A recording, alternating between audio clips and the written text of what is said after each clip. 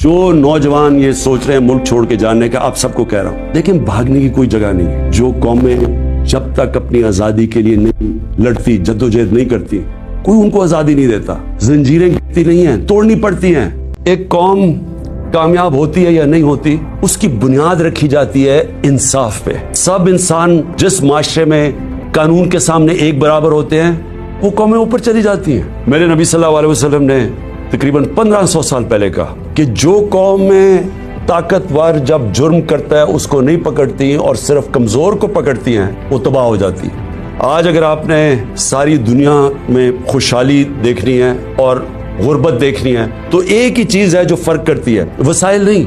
जो कौमें खुशहाल है वहां कानून की हुक्मरानी है, रूल ऑफ लॉ है, इंसाफ है। और जो तबाह है उस सारी वसाइल के बावजूद जंगल का कानून है, ताकत की हुक्मरानी है, माइट इज राइट है। जो ताकतवर फैसला करता है उस मुल्क की अदालतें उसके साथ खड़ी हो जाती है। अदालतों का काम होता है कमजोर और ताकतवर को एक बराबर रखना। बदकिस्मती से माजी में हमारी जो अदलिया का रोल रहा है, मुझे अफसोस से कहना पड़ता है कि वो ताकतवर के साथ खड़ी हो जाती थी। उन्होंने कमजोर का साथ नहीं दिया। उन्होंने हमेशा वो जो नजरिया जरूरत, डॉक्ट्रिन ऑफ नेसेसिटी, उसके तहत उन्होंने बदकिस्मती से हमारी जमहूरियत को भी नुकसान पहुंचाया। जिधर कानून की हुक्मरानी नहीं है वहां जमहूरियत नहीं है, हो ही नहीं सकता। इलेक्शन तो सारी दुनिया में होते हैं, कौन से डिक्टेटर ने इलेक्शन करवाए, कौन सी डेवलपिंग दुनिया में इलेक्शंस नहीं हुए, लेकिन जमहूरियत नहीं है वहां। क्योंकि जमहूरियत तो आती तब है जब रूल ऑफ लॉ हो, और रूल ऑफ लॉ आने ही नहीं दिया। यहाँ मार्शल लॉ लगता था, वैसे ही डॉक्ट्रिन ऑफ नेसेसिटी, नजरिया जरूरत आ जाती थी।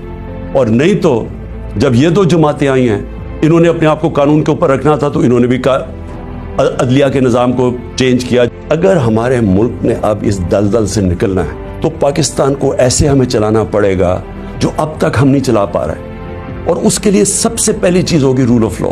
जब तक हम सबको कानून के नीचे नहीं रखते, जब तक आइन के दायरे में रह के इदारे और लोग काम नहीं करते, इससे अब हम नहीं निकल सकते। कौम को मैं आज कहना चाहता हूं कि देखें, ये असल में हकीकी आजादी की हमारी जद्दोजहद है। हम अपने मुल्क को इंसाफ दे के, फंडामेंटल लोगों को राइट्स दे के, रूल ऑफ लॉ करके आजाद करना चाहते हैं। वो आजादी तो आती है इंसाफ से, और वो तब होगी जब हम सब जद्दोजहद के लिए तैयार हों।